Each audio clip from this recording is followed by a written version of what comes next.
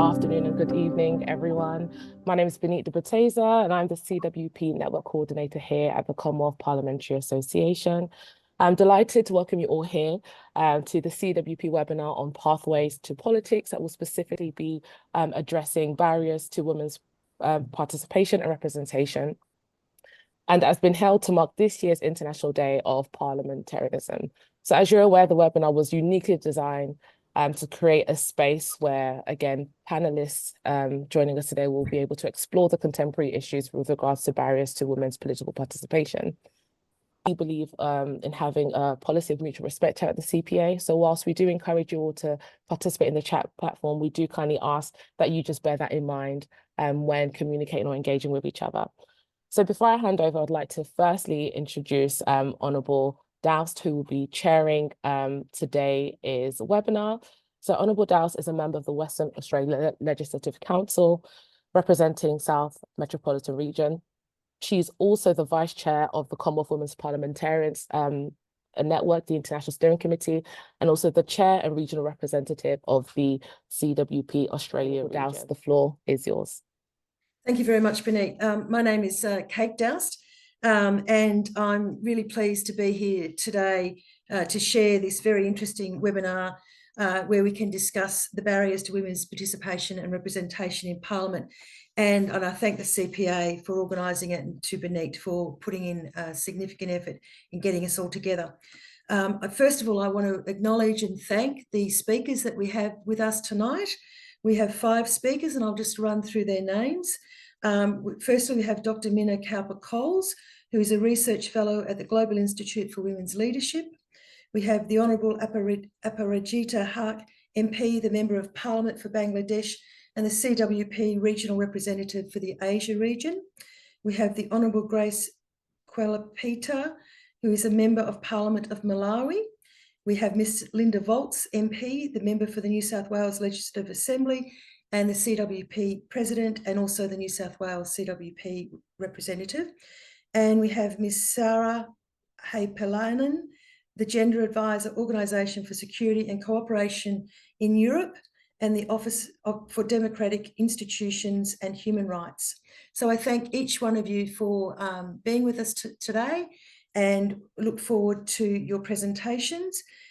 Each speaker will have an opportunity to speak for 10 minutes, and once we've completed the 5 speakers, we will then open up the opportunity for participants to ask questions of our speakers. So, in 2022, the Commonwealth Heads of Government noted the importance of ensuring women's full, equal and meaningful participation and protection in leadership and decision-making roles in order to uphold good governance. Despite this awareness, on average, only a quarter of Commonwealth parliamentarians are women. It's widely cited and acknowledged in the CPA Gender Sensitising Parliaments Guidelines, Standard and a Checklist for Parliamentary Change, that negative gender stereotypes and social cultural norms are seen as obstacles to women's participation in politics. However, research increasingly highlights how these structural barriers are compounded by the exponential increase in harmful online activity and exposure. To mark this year's International Day of Parliamentarianism, the Commonwealth Women Parliamentarians, CWP network of the Commonwealth Parliamentary Association is hosting this webinar today that will explore contemporary barriers to women's participation and representation in politics. And with 2024 set to be an era-defining election year, this webinar will hopefully reflect upon the pathways to politics, considering the disproportionate structural barriers faced by women parliamentarians and what actions that we can take to try and change this current arrangement. So I'm now going to move on and just briefly mention that one of the reasons why this is a significant discussion to have is that it certainly reinforces the CWP network's objectives for 2024, which is to find information and resources that are available for pathways to politics for women, both in the pre-election period, during the election period and the post-election period. And this has been a significant issue that we've been trying to gather information and resources that we can share with members, women members across the Commonwealth to provide information and to support women at entry points into Parliament. So the first speaker that we're going to have now to present to us today is Dr. Minna Cowper-Coles. As I've mentioned, Dr. Minna Cowper-Coles is a research fellow at the Global Institute for Women's Leadership, and she'll be talking to us, amongst other things today, about some of the barriers that exist currently for women's representation and participation in the political arena. Thank you so much for that introduction, and I'm really excited to be here. It's always a great honour to be able to share some of the work that we've been doing at the Global Institute for Women's Leadership at King's College London. So just to introduce this, and not that you need any reassurance or emphasis on how important this issue is, but as you've mentioned, it's not just a Commonwealth issue, it's a global issue. Women currently make up only 26% of MPs worldwide, so there's a long way to go before we reach equality. Having more gender equal parliaments isn't just important because it's fair, but it has really important consequences for democracy. First of all, it improves the descriptive representation of the population, which means there's more trust in government and more political engagement. We know that this is a big issue at the moment and a big worry for many democracies around the world. It also helps to strengthen democratic practices when you have more gender equal parliaments. And there's, again, research which shows that when you have more women, you tend to see a better representation of constituents.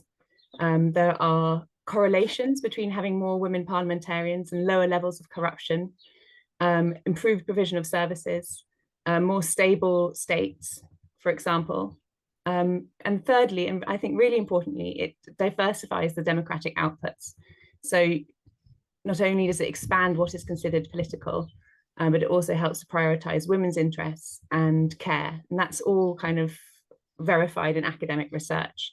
So I'm going to be drawing from some of my research, which has been looking at sort of literature reviews on this and looking into women's political careers with women political leaders, and some work I've done on the UK Parliament. So the barriers for the representation of women. You'll see this triangle here. I'm just going to bring all of that on. But what we see in this triangle is from the bottom, we have citizens, and then at the top, we've got members of the cabinet. And you can imagine right at the top, you'd expect to see the perhaps the Prime Minister or the President. And at each of these levels, women experience additional barriers compared to men. From the beginning, there'll be attitudes and stereotypes, cultural norms, which expect women not to be leaders and not to be interested in politics, not to engage. Care responsibilities, whether that's young women or looking after older people, or looking after vulnerable relatives, looking after younger children, for example. And these responsibilities tend to fall disproportionately on women. That means you have less time, less opportunity perhaps to engage and to become active in politics. Thirdly, then we see that women have fewer resources than men, which when you come to huge, expensive political campaigns, that can be a real drawback. And this links to gender differences in terms of wealth globally. And because of the way that society differs, we tend to see that women have less experience and networks. So perhaps you've taken a few years off to look after people, perhaps you haven't been a member of the same golf clubs, for example, and therefore you're lacking the same sort of political networks that perhaps men have. Another extremely important, and perhaps we're not sure, but it seems in some cases perhaps expanding, is the susceptibility of women once they're engaged in politics and putting themselves out there to violence and abuse. And scholars are wondering whether this is a backlash against women becoming more prominent, or whether it's a result perhaps of social media allowing this kind of anonymity and a potential space for addressing and launching threats and abuse. And then absolutely key is this question of party structures and biases. We know that political parties are the gatekeepers, and where exactly it happens, normally it's in the selection of candidates. We tend to see that although perhaps women might be coming in equal numbers, they tend to get filtered down at the selection and the candidates process, and then where they're then put in winnable or unwinnable seats, for example, can make a huge difference as to whether women end up actually in Parliament. And finally, just to mention parliamentary obstacles. So even once you're there, we tend to see, for example, women given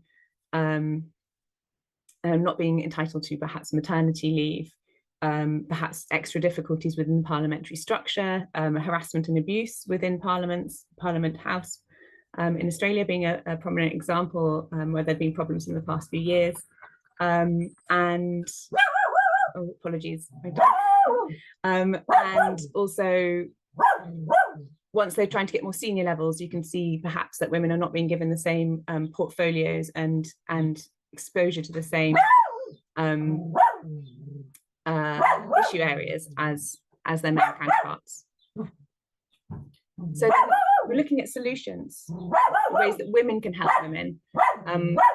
We have active support for women, perhaps through funding of campaigns. So in America, the very famous Emily's List, which provides early money to women candidates, training. And training sometimes can be seen as a problem because it's seen to make women the problem rather than structures as problematic. But actually, through the training process, a lot of women find solidarity with other women entering politics. And that in itself becomes kind of a benefit and a boost. Active promotion, sending CVs, networking events. I put in here the role model effect. There have been studies which have shown that when you have prominent women in politics, that younger women then become more interested and engaged. And once you see this happening, that can go up. And I think the converse of that has been when you've seen women leaving politics saying, look, the violence and the abuse has been too much, then we again see this kind of melting away of interest among other younger women in actually entering into politics. And then once you're in Parliament, using caucuses, parliamentary bodies and women's networks can be really, really important. And you start to see a kind of virtuous circle. When there are more women legislators, you're likely to see more women in cabinet. When there are more women in cabinet, they tend to give a bigger voice to women legislators. So there's some exciting things that can happen once progress is made. And to look at reforms, this is really key. This is what kind of governments and big structures can do.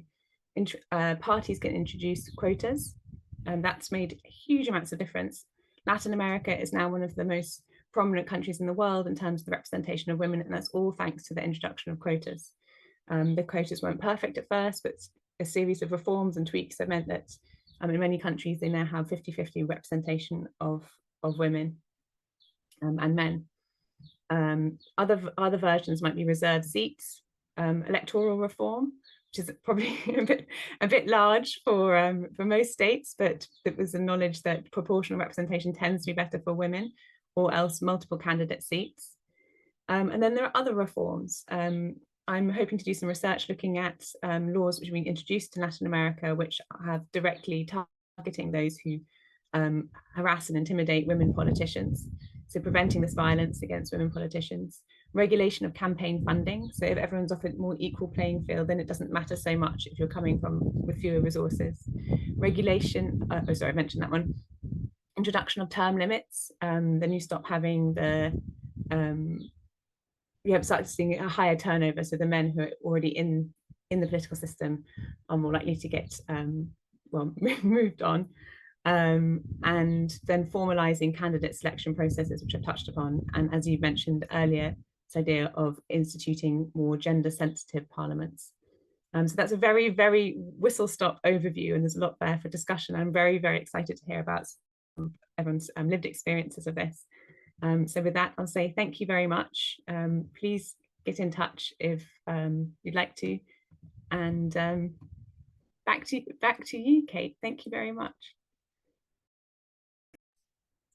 Thank you very much for that, Minna. That was a really interesting piece of work that you've presented for us tonight. And so I'm just going to move on now to our second speaker, the Honourable Aparajita Haque, who is our Member of Parliament for Bangladesh and our CWP Regional Representative for the Asia region. And I think you're going to be talking to us about gender quotas in the Parliament. So thank you very much. Okay. All right. Thank you, Meena, for your wonderful presentation. It was very insightful, especially highlighting the barriers that women are facing, especially as a parliamentarian. I mean, and the reforms that you have suggested to overcome those barriers are really, I think it's very very significant for us. Okay, all right, and I'd like to start my presentation. As we all know that this 2024 is a super election year, and according to the the IPU, the latest data that is compiled by the IPU, we all know that almost 72 direct elections or renewal of chambers will take place, and half of the world's population will go for election. So these elections will, in fact, determine the shape of democracy, especially in determining the representation of women parliamentarians, which currently we all know that stands at 26.9% globally. In Bangladesh, the percentage of women parliamentarians is at present 20%.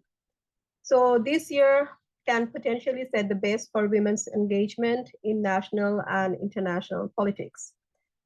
We know that the core values of democracy lie in the principle of inclusivity, which ensures an equal voice for all segments of society in the decision-making process. Yet women, who comprise half of the population, global population, are still underrepresented in the political arena. However, the effectiveness of democratic governance can only be enhanced if we are able to ensure women's voices to be heard through women representation in the parliament, because no progress will be sustainable if we don't achieve gender equality and empowerment for women. The historical, cultural, and institutional barriers prevalent in Bangladesh, even today, has created a gendered wall which prevents women from being able to engage in decision-making processes and pose as a challenge towards resolving some of the core experience of inequality and injustice that they have been facing. It is without doubt that economic and political participation of women is crucial for women empowerment, and is fundamental for justice and human rights. In light of all these, in order to ensure women representation in this unequal political arena, our father of the nation, Bangabandhu Sheikh Mujibur Rahman, introduced the groundbreaking provision of reserved seat for women in our constitution since its inception in 1972. They will the reserved seats, the women parliamentarians will be elected by the directly elected members of the parliament on the basis of proportional representation in the parliament through single transferable vote. At first, the only 15 parliamentarian seats were reserved for women under Article 65.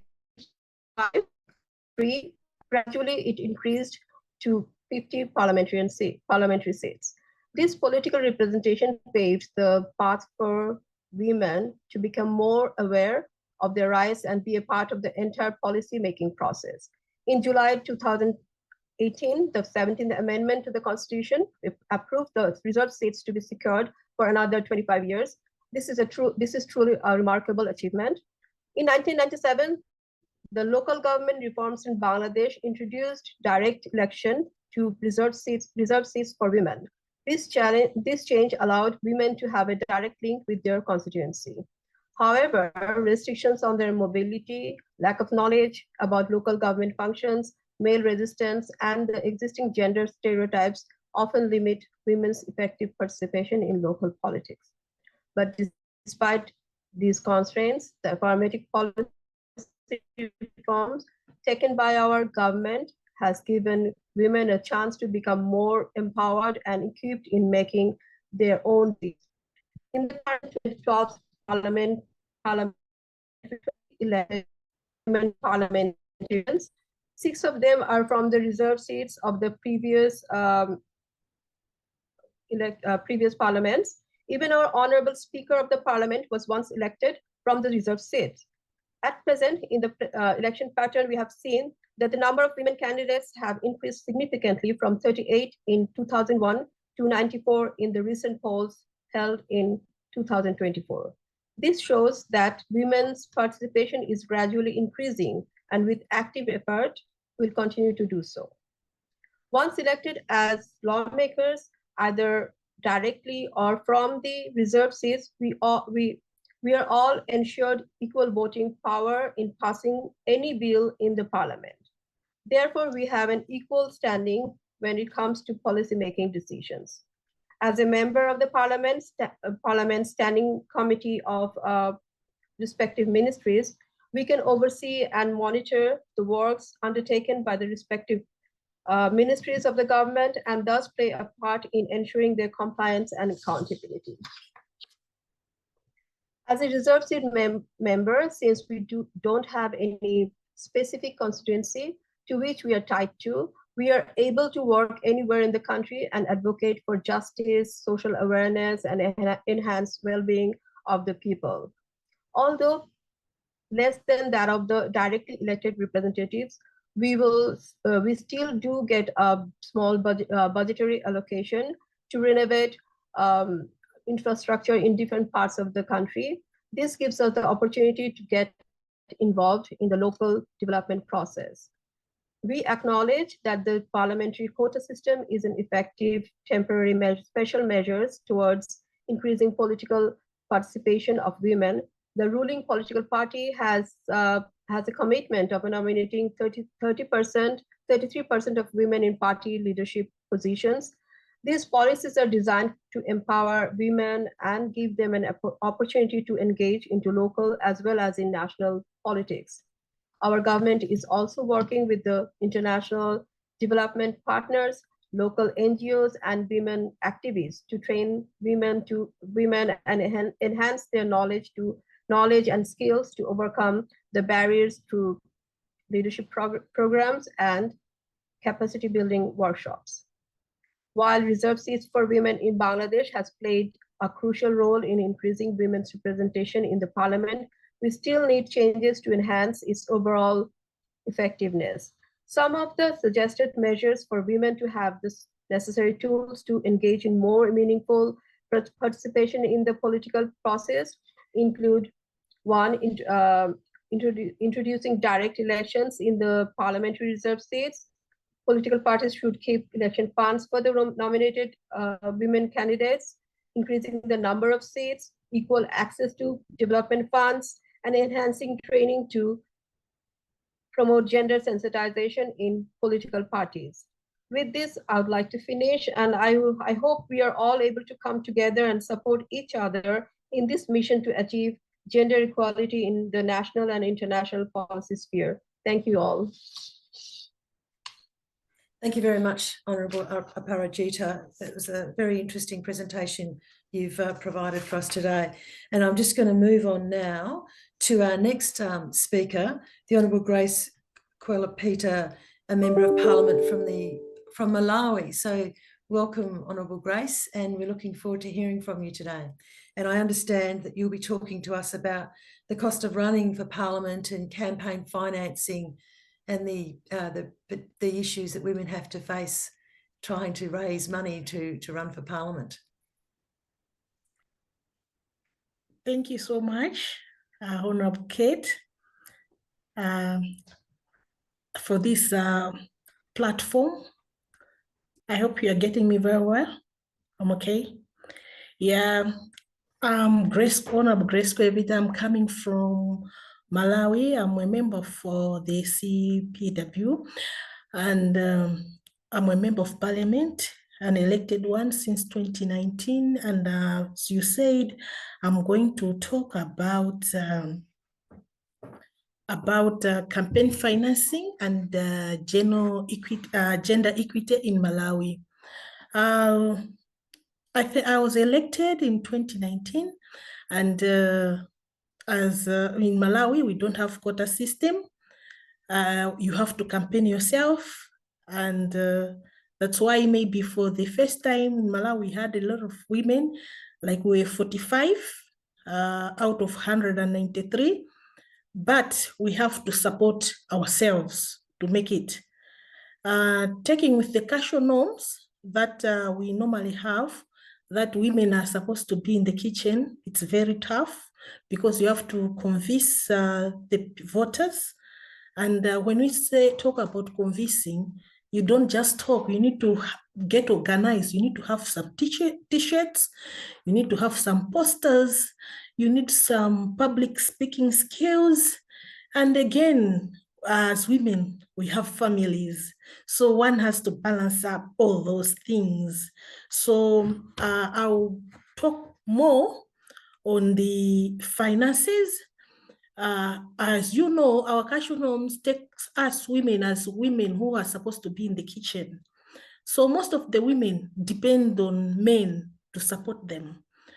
And I hope you understand, if somebody is supporting you, it means the person you can have limits on what you can get and not to get. So I think it's good for a woman, before you think of contesting, you should have a financial muscle. You should not depend more on other people, whether it's organization or someone. At least you should be strong on your own so that you are able to run a campaign. Just a brief example of my story. I was a secondary school teacher, and I was doing small business. I had to stop my business, took all the money to campaign. I had to stop work, got the gratuity, and funded my campaign so that I win, because I was supposed to get transport, ferry my campaign team to places where we are campaigning. I was supposed to buy some t-shirts. I was supposed even to offer some refreshments to the people maybe who have attended. So it's quite a bit difficult to operate if your financial muscle is low. So I'll talk about what Malawi 50-50, the gender party campaign and other measures that Malawi Electoral Commission does just to support you financially. Because I hope you know that we have the 50-50 campaign in Malawi. As I said, our numbers now have started improving because of the organization that are coming. It's just unfortunate that some of the organization, maybe they come to you late, because I believe that campaign starts as soon as we vote. Like myself, campaign was supposed to start in 2019 because we are talking of changing people's mindset to vote for you. So you cannot just change people's mindset in just a year or so. You need ample time to do that. So most of like running for parliament in Malawi, it's not that easy, as I said, because you need to produce the t-shirts, posters, flyers, some banners. As I said, you need some transportation costs, because we have to move from one place to another, having some rallies. And again, you need also to mobilize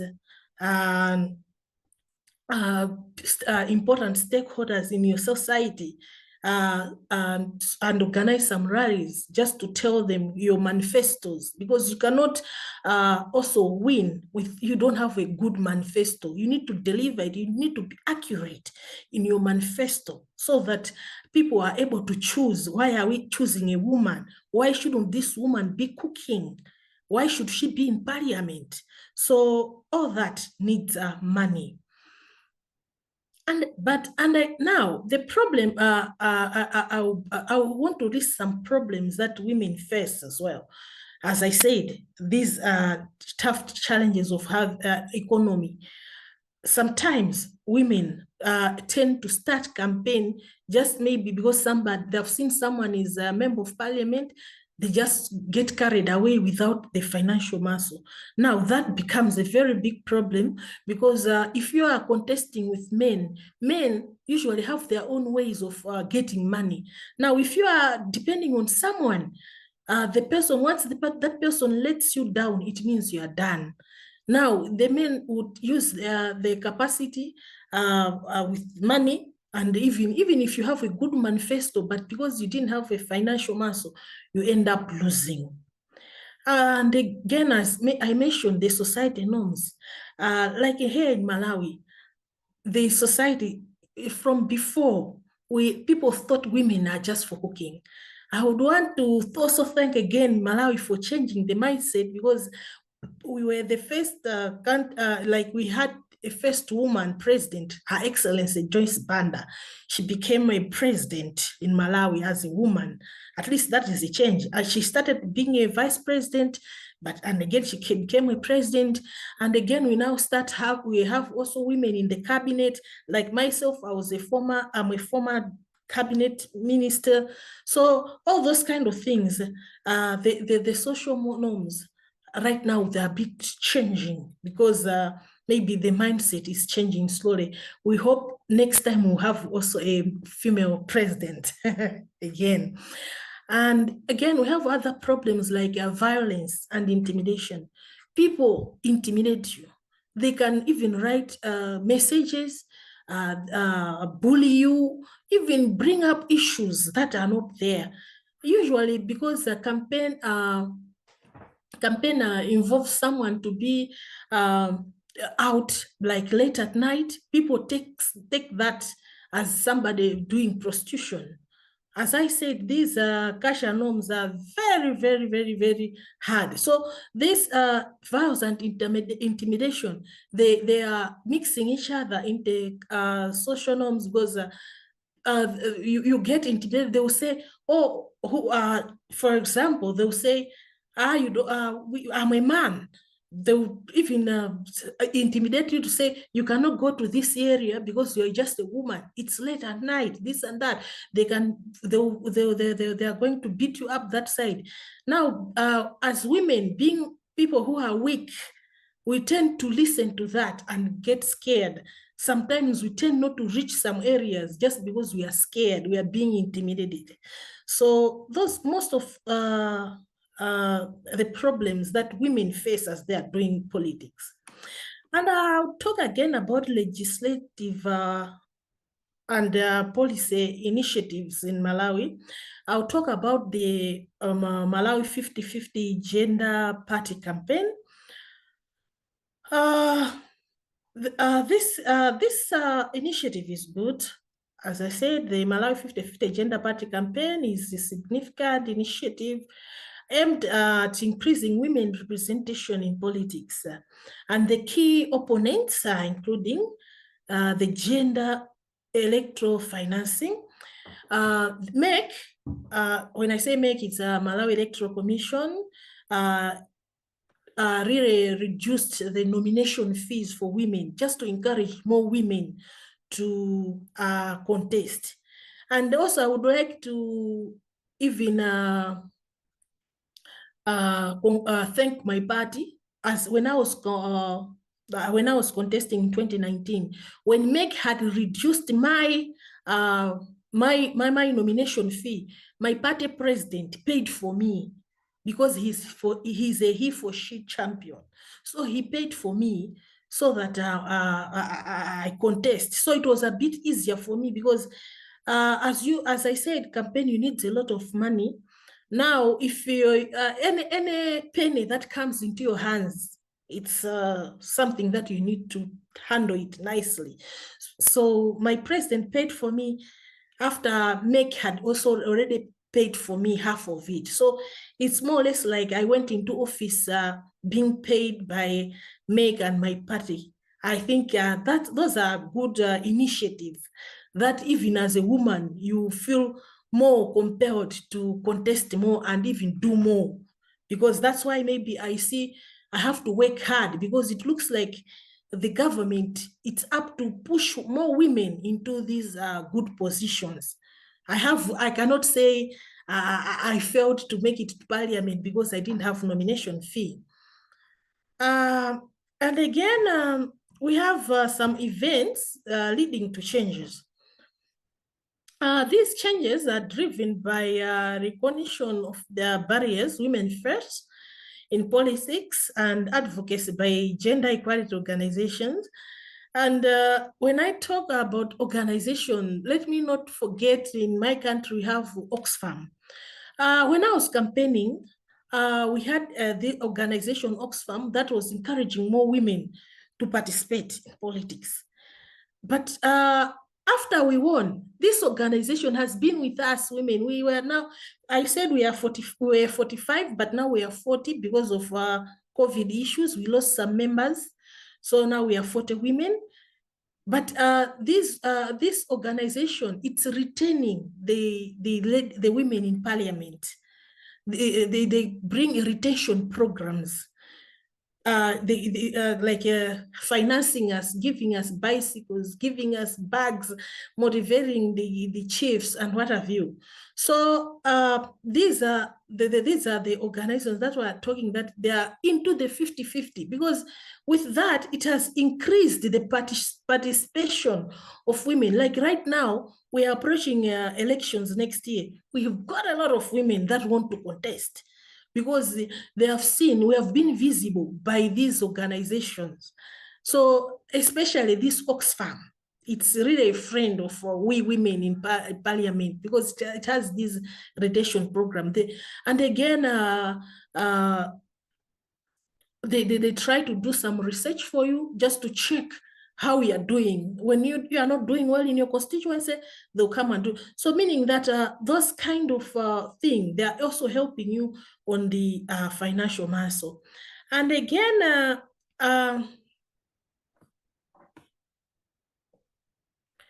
okay, and again, we have all we at least miss right now is just to have some safe places for we women, just like what we have today.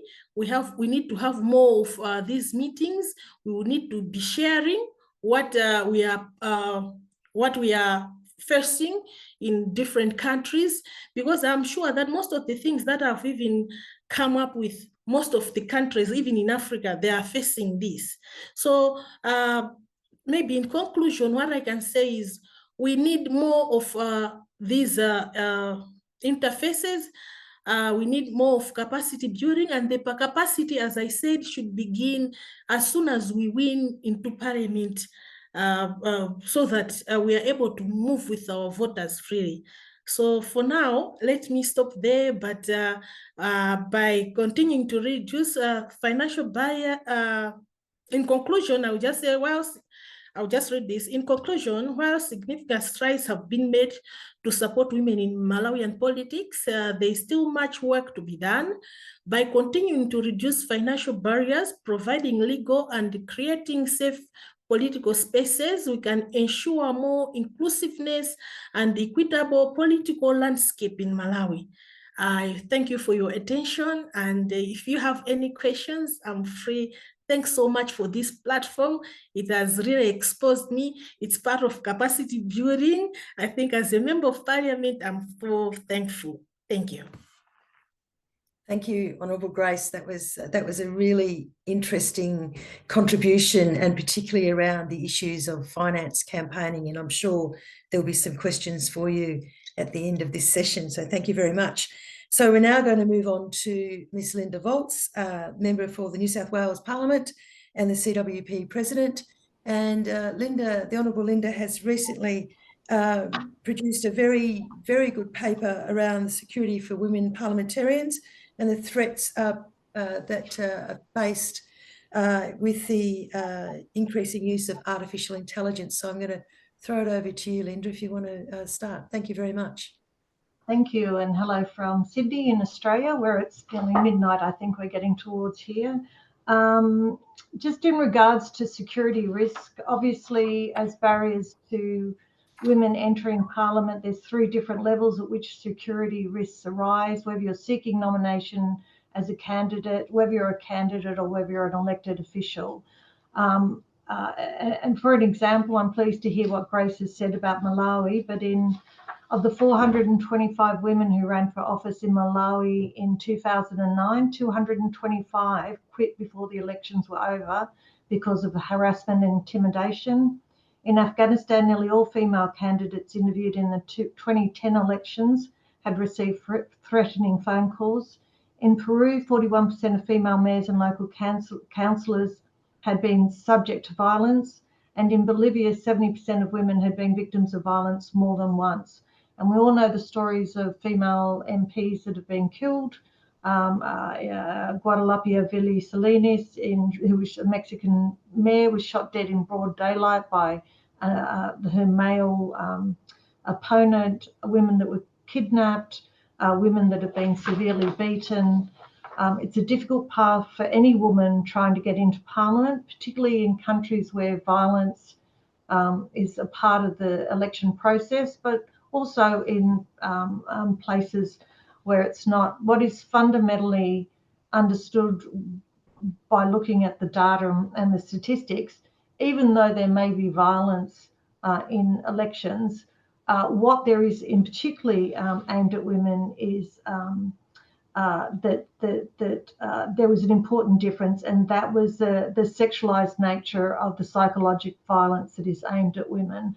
And that comes through in the more recent reports. There was a study done in terms of the Sri Lankan local government elections that shows that while violence was an element in both, it was the sexualized violence against women. And what we know is that online abusers make similar observations when they're generic trolls. They aim to annoy, upset, or anger people. But gender trolls engage in harassing and threatening behaviours, often using graphic, sexualised and gender-based insults to inspire fear and drive women to withdraw from online discourse. A lot of the debate around what happens with women is in that context of basically minimising their participation.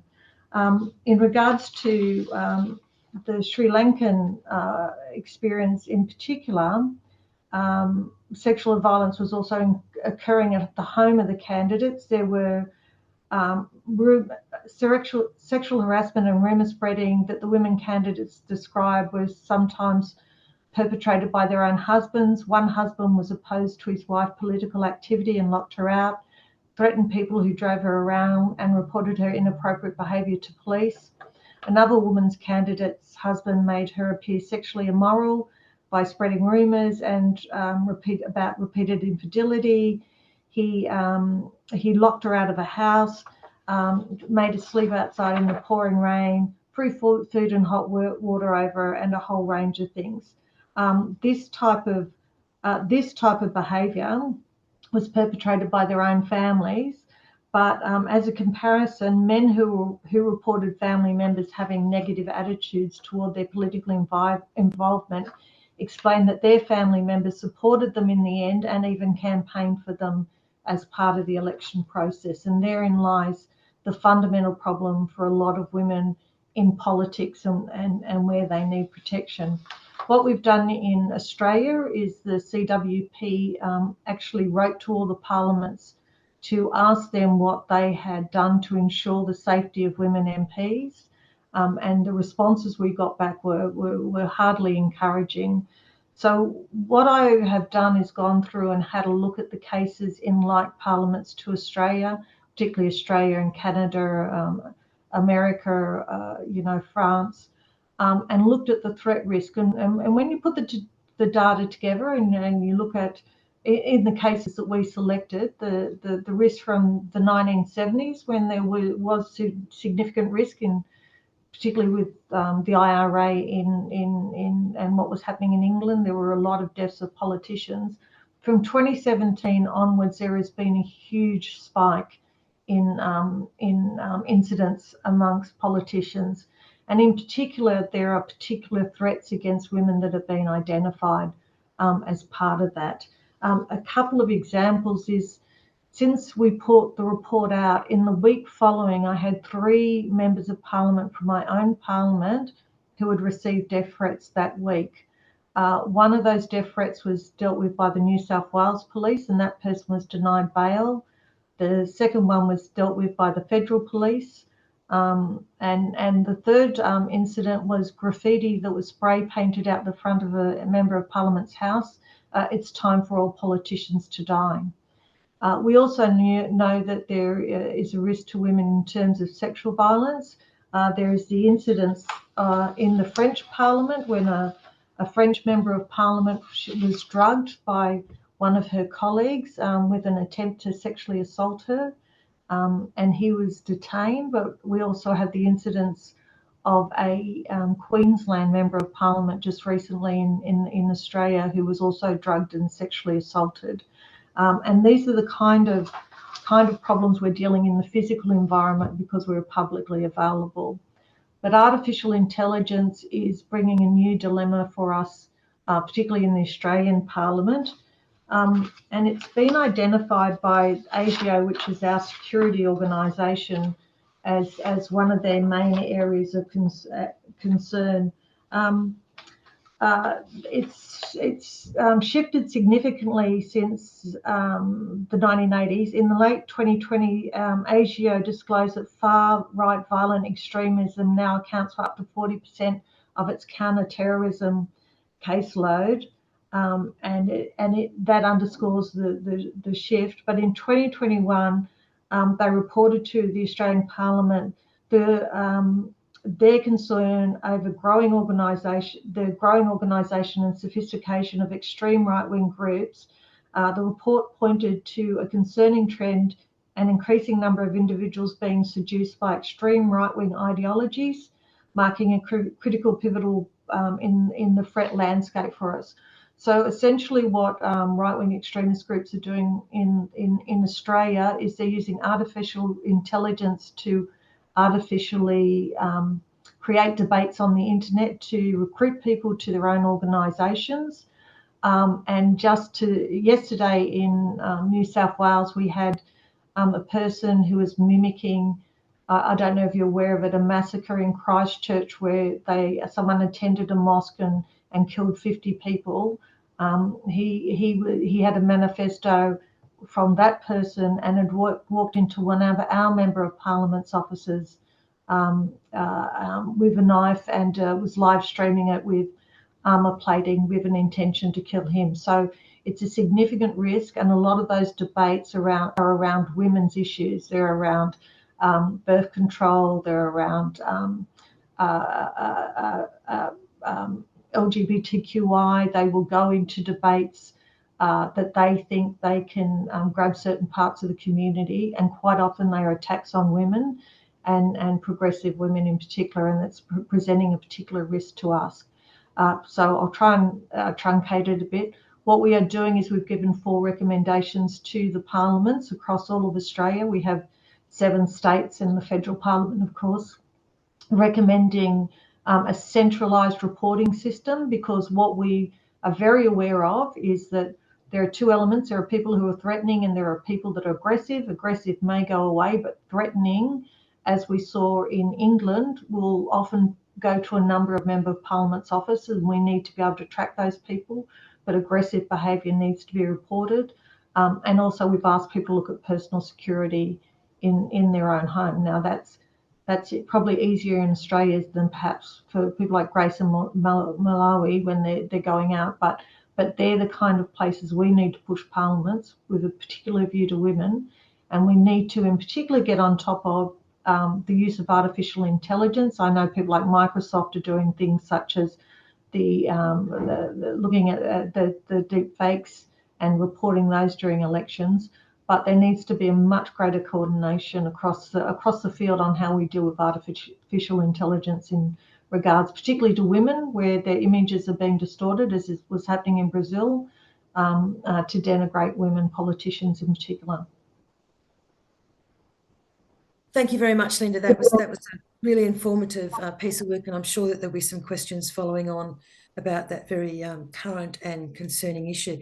Our final speaker tonight, or today, is currently the Gender Advisor for the Organisation for Security and Cooperation in Europe and the Office for Democratic Institutions and Human Rights. So I invite Sarah to please talk to us today about the role of political parties, and I think you might also be talking to us about the violence against women issue as well.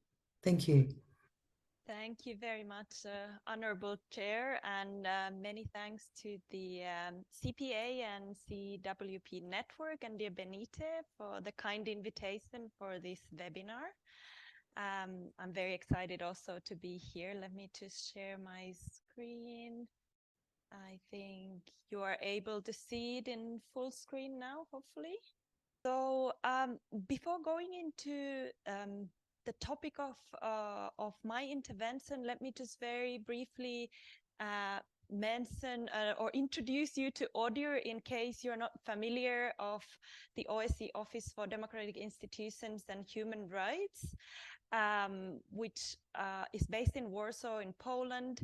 We work with 57 participating states of the OSCE, coming from North America, Europe, and Central Asia. And we particularly work on with the states and civil society to promote democracy, rule of law, human rights, tolerance, and non-discrimination. And specifically on gender equality in politics, we work with democratic institutions, so political parties and parliaments. My intervention today will focus on our work with political parties on gender equality. We also work with the government bodies mandated to promote gender equality. We work with women's leadership in politics and within civil society. And how do we work with these stakeholders is through an institutional change. So we do gender audits and assessments and promote gender action plans. We do capacity building, and we call ourselves, our office, as a knowledge hub. So we produce and provide different knowledge products. I will share the website a bit later on, so you can also have a look. They are meant for the OSCE region.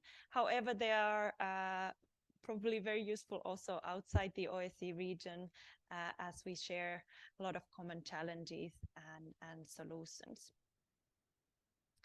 So I'm moving on to talk about gender equality in political parties. You heard already the previous speakers introducing various barriers and solutions within the wider society that impact the gender equality and representation of women in politics.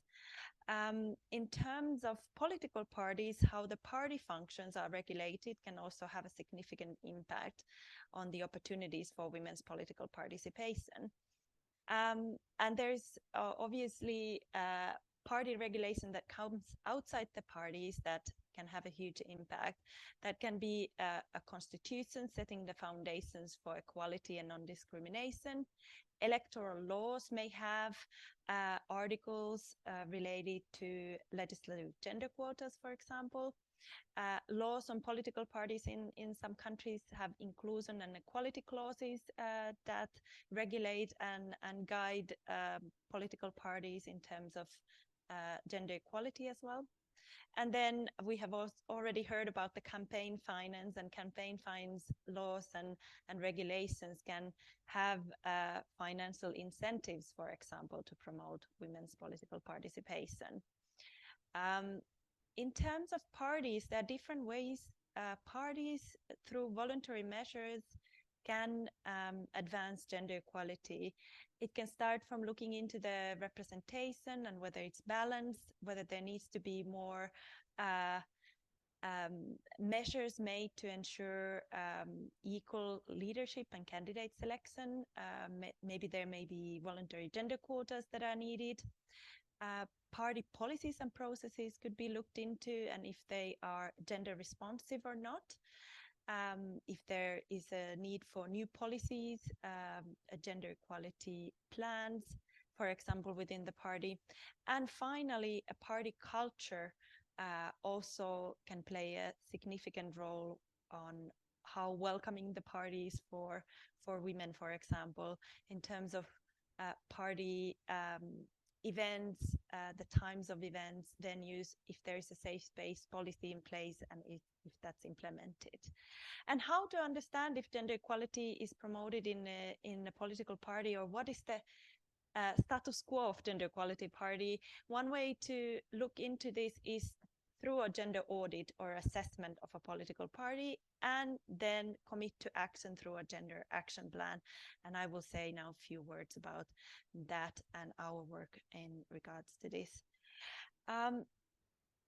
It was already mentioned that political parties are gatekeepers of democracy and women's political participation, as they represent the needs and views of citizens, but also work as a pipeline through which women can get elected or become decision makers. So the role of political parties is extremely important, and ODIHR has contributed to the topic through a development of a handbook on promoting women's political participation. It's already 10 years old, and it was preceded by extensive research. And unfortunately, some of the findings and the solutions are still very much valid in today's work as well. So even if it's 10 years old, it's still very much providing comprehensive understanding and guidance on this topic. Additionally, we have a self-assessment tool for political parties called the Gender Audit, and there is a link to the website where we have the current questionnaire of the Gender Audit tool. We are in a process of revising the assessment or the Gender Audit methodology, and more comprehensive methodology will be published at the end of summer. So this will be available on our website as well, if you're interested to have a look and even use it within your party. So through this gender audit tool, we have worked with 11 OSCE participating states and with 43 political parties so far through this audit. And what is this audit exactly? It's a methodology developed for assessing internal political party processes, procedures, structures, culture and activities from a gender perspective. It aims to identify any discriminatory practices, and the goal is to equip the party leadership with the necessary information to adjust political party policies, programs, and culture as regards to gender equality, and with the hope to develop a gender action plan to put the recommendations of the assessment into action. Few words still about this gender sensitive approach and the assessment, what it exactly looks into. It looks into 3 areas of assessment. So it looks into representation within the party, and representation in terms of gender equality and percentage of women, men within the members, within the leadership, within the candidates.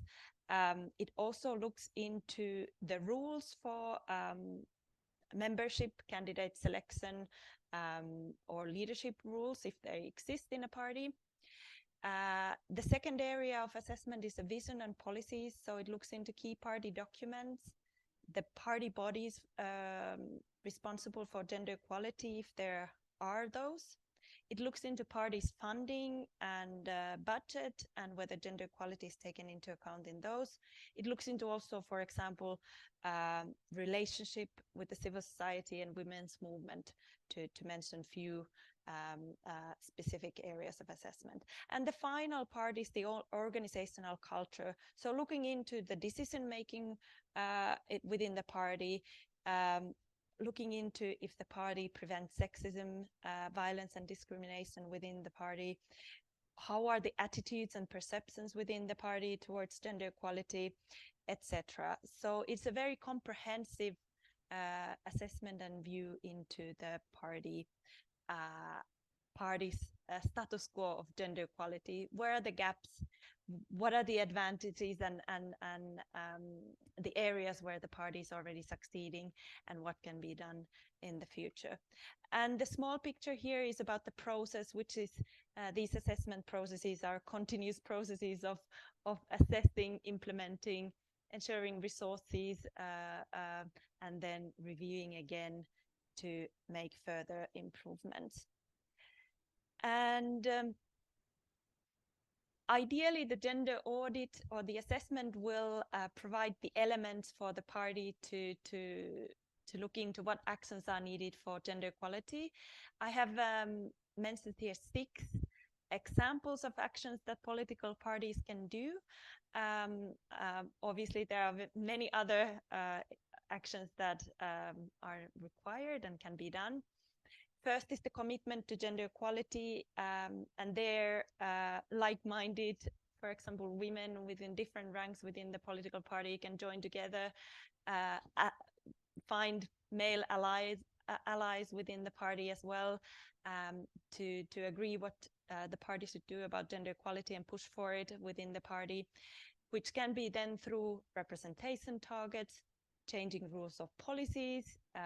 Is there an anti-harassment or violence policy within the party? Could it be created? Is there a code of conduct for the party? Should it be created? And should it be also should it include some gender equality measures within it? Is there a body for gender equality within the party? How are the resources divided, and how inclusive the culture of the party is? For example, some parties provide childcare and travel support to party events for women to support their participation, to mention a few. I think I'm running out of time already, so I have a slide on how to reach us and how to find our resources I mentioned. So this will be shared with the participants, I assume. So many thanks for your attention. Thank you very much, Sarah. It was really useful to hear about the gender audit process, and I'm sure that we'll have some questions about that. So, and I thank each of the presenters that we've had tonight. So I understand we've got a couple of questions that have been provided already. We've got 4 currently, and there may be more. So I'll just start off with the first one, and I might throw to a couple of the speakers who focused on these issues. So the first question we have is, do you agree that legislative quotas route is the most effective means of ensuring greater female representation in our parliaments? Now, I know that Dr. Mina and the Honourable Aparajita both spoke about quotas, so I'm just wondering if either of you would like to perhaps make a comment in response to that question. So, Dr. Mina, if you want to respond. Thank you very much. Yes, well, the research shows that places where there are quotas and that when there are effective quotas, which is a big difference, that does make the biggest difference in terms of the representation of women. In Latin America, lots of places are adopting gender parity rules, which is a kind of a workaround for the quota system as well. So that's looking for 50-50 in all kind of representative bodies. I think Mexico is quite pioneering in this way. Yes, that's the biggest and quickest way to make a serious difference, but it doesn't. In lots of countries, there's ideological problems with that, and that people feel like it might not be meritocratic, which is, I think, the biggest pushback against introduction of quotas. Although the evidence would show that the women who do get elected through the quotas in areas where there are quotas don't seem to have any lesser qualifications from those in places without quotas. So that's my sort of initial response to that. There's a lot more to say on the issue, but I'd love to have some thoughts. Thank you very much for that. And the Honourable Aparajita, if you want to make a few comments in relation to that question. Yes, we all acknowledge that there are limitations that we face as as a reserved seat women parliamentarians. I've already mentioned in my presentation that there are limitations, but as Dr. Mina has already mentioned, that there are also a lot of the optics of the optics that which states that a woman can do a lot of things and can really participate in the policy making process when they're elected, and especially when even if you're elected from the quota, you have the same voting power in the parliament, and you have the same equal voice in the policy in any policy making process. So it all gives us confidence, and it empowers us to make a difference, and gradually, the perception of the people, especially, the stereotype image that a woman, especially the surrounding the women from the quota system, elected from the quota system, since we are not, we don't have any constituency, and people have this thing that they think that we don't even have the same footing in the parliament as a lawmaker, and but this misconception is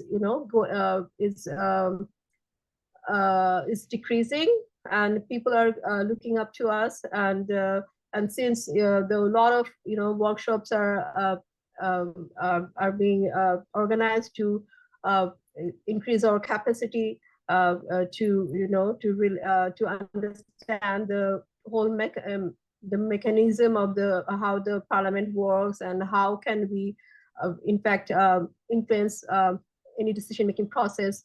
So the whole perception that surrounds the women parliamentarian coming from the reserve seats is changing, which is kind of hopeful and positive.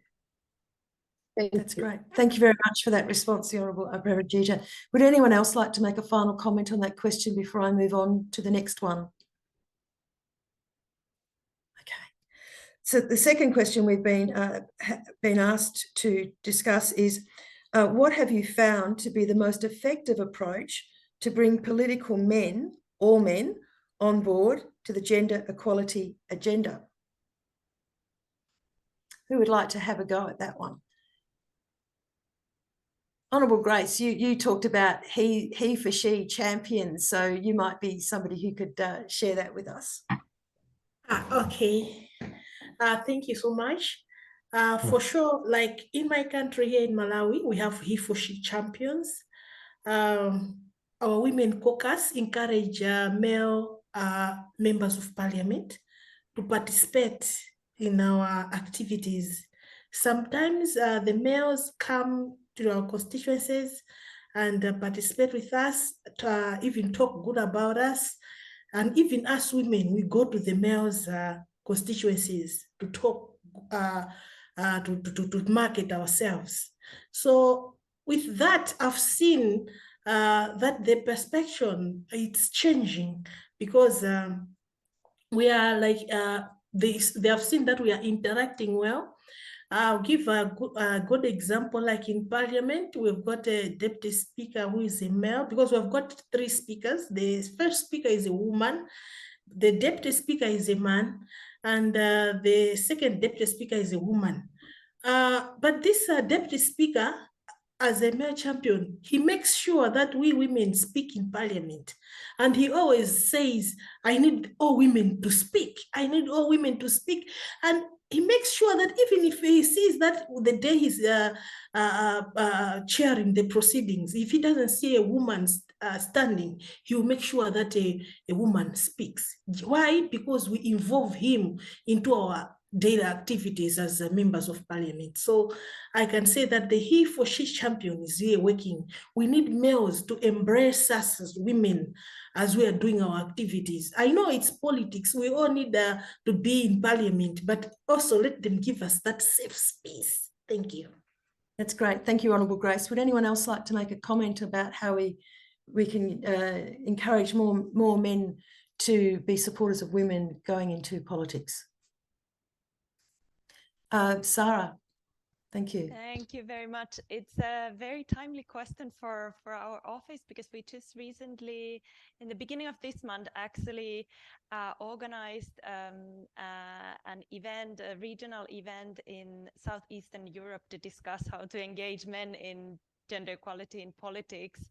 And we will be releasing a document that has a working title called Sarajevo Recommendations at the moment, later in autumn, to compile a bit of information on this. And it was a very interesting, because on one hand, there are clear benefits for men to engage in gender equality. Obviously, a group of men it's a heterogeneous group as well. So there are a lot of men who also want to take care of their children, for example, spend more time with their children, and are not, for one reason or another, to be able to do so. There are benefits that I think should be highlighted, how men benefit for further gender equality. So that's one way to engage them more.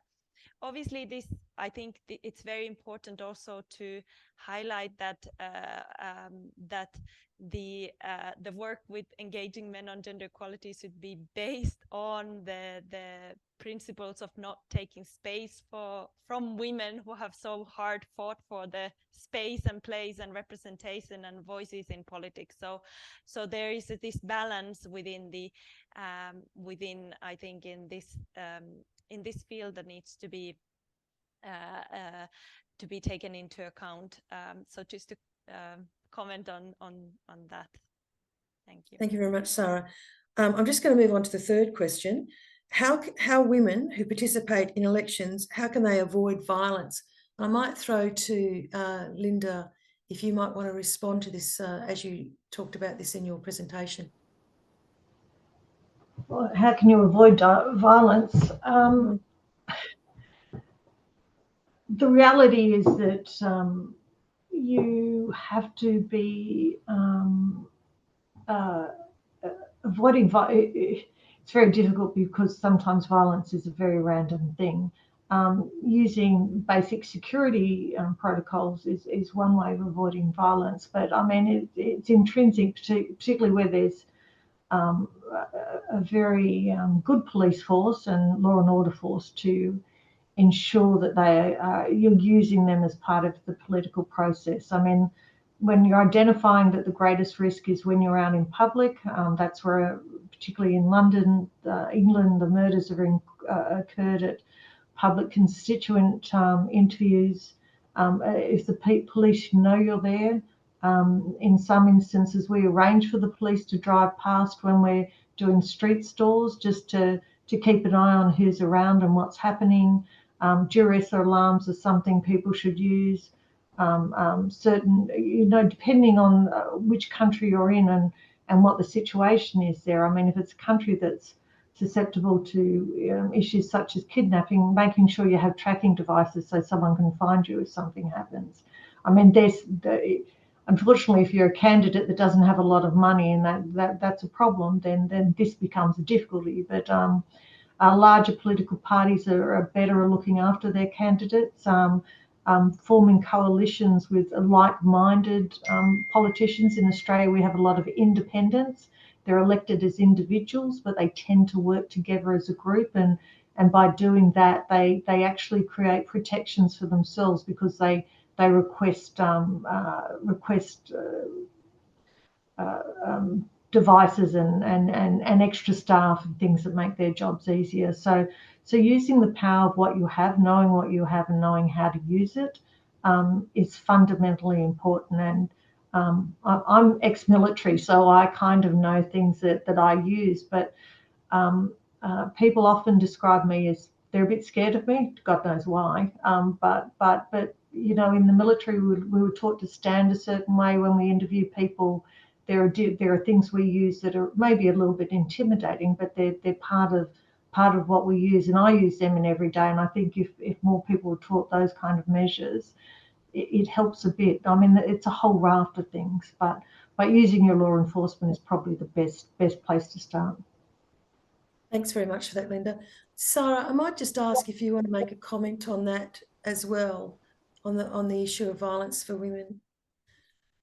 Yeah, thank you.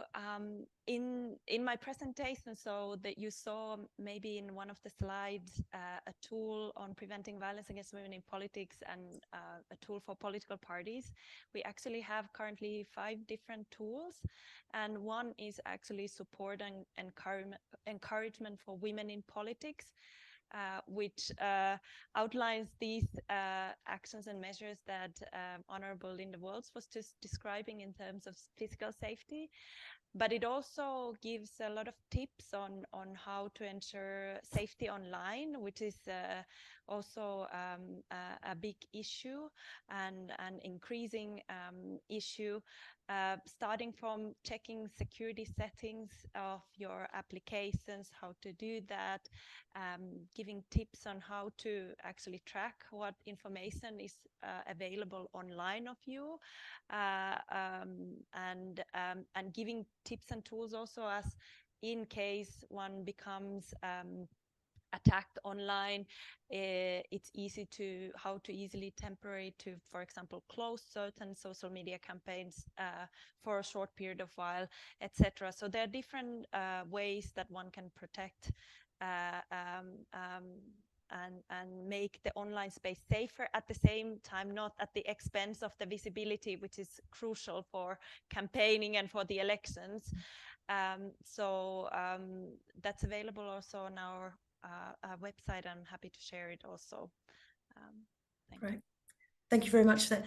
And I think I'm just going to, I think Dr. Minna had her hand up, and then I'll throw to Honourable Grace as well, who wants to say something. Dr. Minna. Yeah, just a small thing. I think my worry with almost the framing of the question, which is what they can do to keep themselves safe, is that you're hoping that the structures will be there to keep them safe. And I think what we saw, some research has shown that because of the violent threats on social media, lots of MPs in the UK have tempered their views and how they engage with social media in order to not get the kinds of responses, particularly on issues like Brexit or like what's happening in Gaza.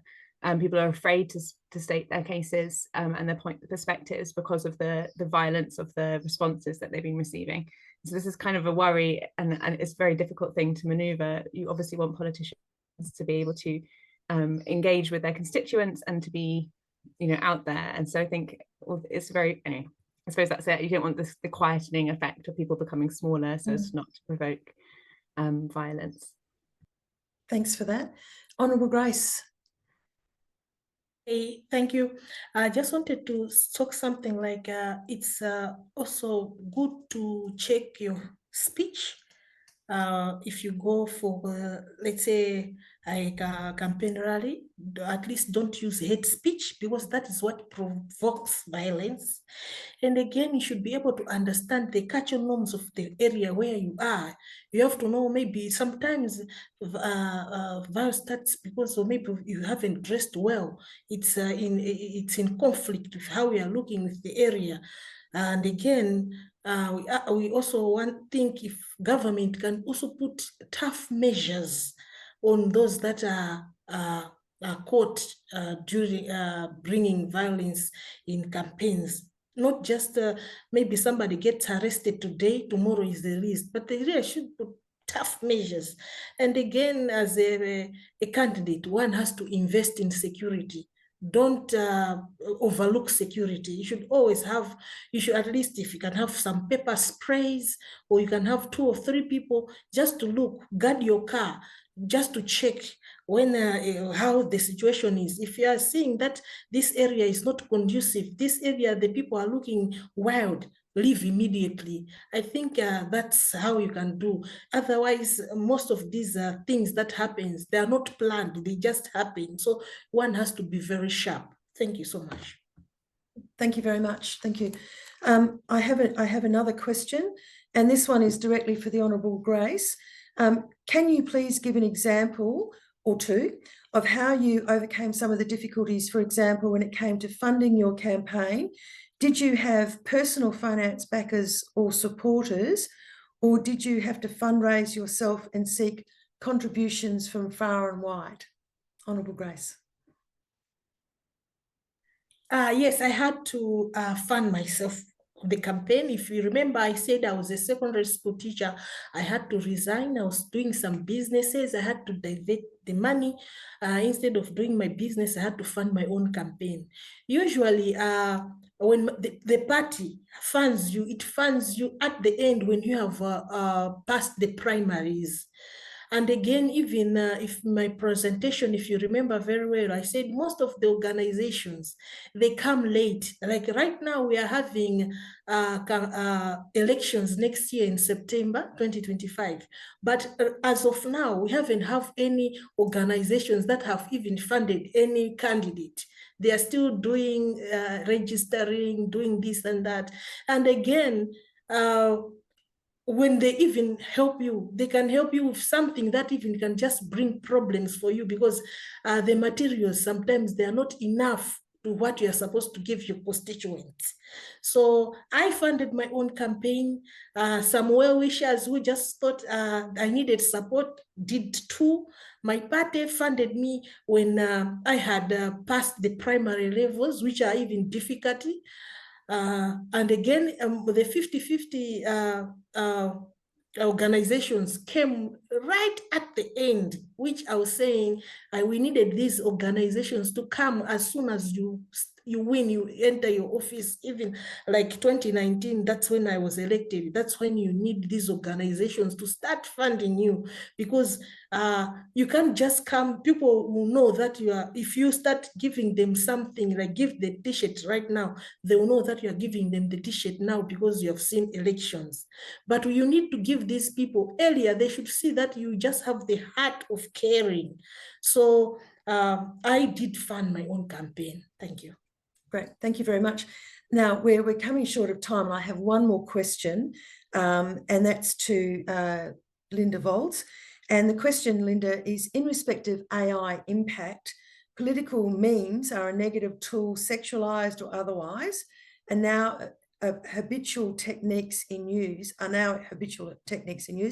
How best to counter it? For example, promoting legislation or lobbying.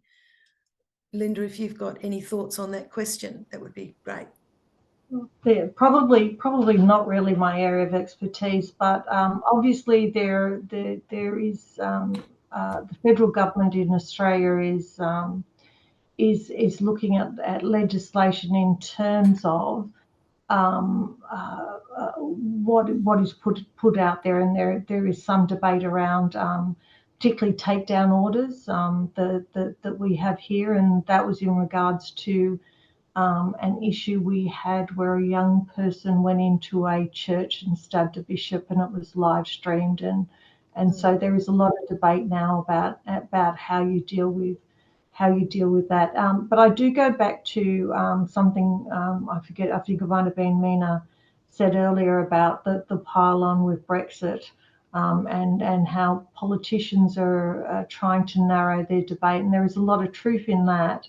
But for example, in Australia at the moment, we have politicians that put up posts about electric vehicles and end up with these huge pile-ons that again we have tracked back to right-wing extremist groups. And some of our ministers and some of our members of parliament around things like climate change are now having to have security measures and security put around them. It's electric vehicles should be non-controversial, but if you put up a post on electric vehicles here, it evokes a huge response. And yes, it is making the political debate difficult in the medium that young people are using, which is social media. Nobody gets their news off the mainstream media anymore in Australia, really, be under a certain age, which is I think about 60, my age. But we have got takedown orders, and if it's sexualized in any way, we can use those takedown orders too. Thank you very much for that. So look, we've sort of come to the end of our time, and so I'm going to thank everyone who's participated tonight.